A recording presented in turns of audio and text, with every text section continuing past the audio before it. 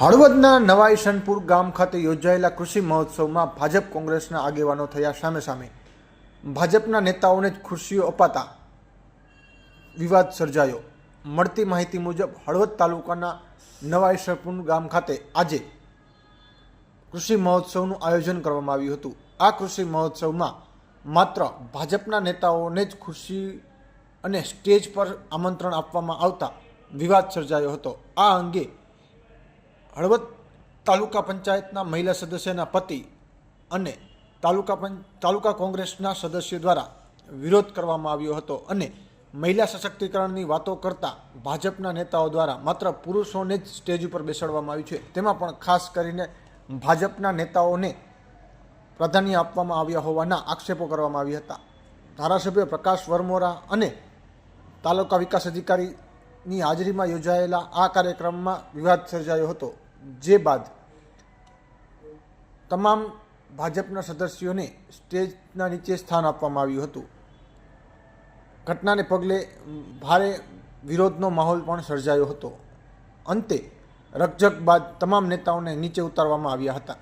નવા ઈશનપુર ગામ ખાતે કૃષિ મહોત્સવ અંતર્ગત કાર્યક્રમ યોજાયો હતો. આ સરકાર ખેડૂતોને કઈ રીતે ગુમરાહ કરવા માંગે છે, જે સરકારી કાર્યક્રમોને ભાજપ પોતાના જે પક્ષના કાર્યક્રમ હોય એ રીતે ઉજવવા માંગે છે.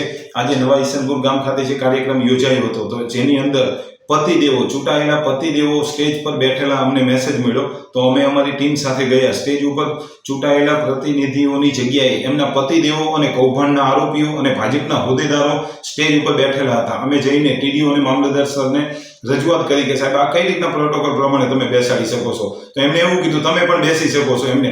પરંતુ અમે સખત વિરોધ નોંધાયો. અમારા વિરોધના કારણે ચૂંટાયેલા સદસ્યો અને સરપંચના પતિદેવોને નીચે બેસાડવામાં આવ્યા. પરંતુ એમાંથી એક વ્યક્તિ ટીકર જિલ્લા પંચાયતના જે સદસ્યના પતિ છે, ભૂતકાળની અંદર પક્ષપલટો જેને કરેલો છે, જેની ઉપર કૌભાંડનો આરોપ છે, એવા વ્યક્તિએ એવું કીધું, હું તો બેસી જ તમારાથી થાય એ કરી લો. આ કેવી દાદાગીરી, તાનાશાહી! આ વ્યક્તિએ ભૂલી ગયા છે કે તમે કોંગ્રેસ પક્ષના સિમ્બોલ પર ચૂંટાયેલા છો અને અમારી સામે દાદાગીરી કરો છો, જેનો અમે સખત વિરોધ કર્યો અને અમે સ્ટેજની નીચે જ ધરણા પર બેસી ગયા હતા.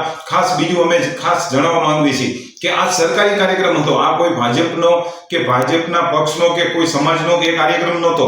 એટલે અમે સરકારી કર્મચારી અધિકારીઓને પણ કહેવા માંગીએ છીએ કે ભવિષ્યની અંદર જ્યાં પણ તમે આ પ્રકારના કાર્યક્રમો કરશો, ત્યાં પ્રોટોકોલ જળવાવો જોઈએ. સરકારી પ્રતિનિધિઓ અને ચૂંટાયેલા સદસ્યો કે ચૂંટાયેલા જે અપેક્ષિત લોકો સિવાય કોઈ પણ સ્ટેજ ઉપર બેસાડશો તો આગામી દિવસોમાં અમે સખત વિરોધ કરશું. ખાસ એ સરકારી કર્મચારીઓ અને લાગતા વળગતા અધિકારીઓએ જાણ નોંધ લેવી. ધીરજભાઈ પોપટભાઈ, સરપંચના પતિદેવ. અને વિરોધમાં એવું હતું કે અમારા ગામની અંદર કૃષિ મહોત્સવ હતો. કૃષિ મહોત્સવની અંદર ગવર્મેન્ટનો પ્રોગ્રામ હતો, સરકારશ્રીનો.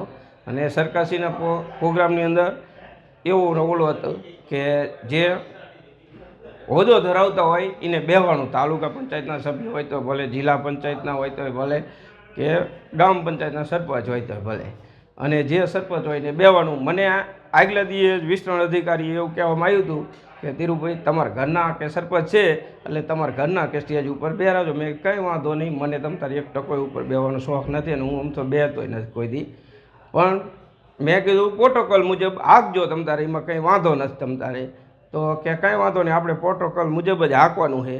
અને પછી મેં તો તોય કોઈ વિરોધ લીધો નહોતો, પણ કોંગ્રેસ પાર્ટીના બધા આગેવાનો આવ્યા હતા અને ઈબડાએ વિરોધ લીધો કે જિલ્લા પંચાયત ટીકર જિલ્લા પંચાયતના સભ્ય હતા, કે ગોરી ઘનશ્યામપુર સીટના જિલ્લા પંચાયતના સભ્ય એકયનો હતા અને એમના બધા પતિદેવ જ હતા અને એમનો વિરોધ કર્યો હતો.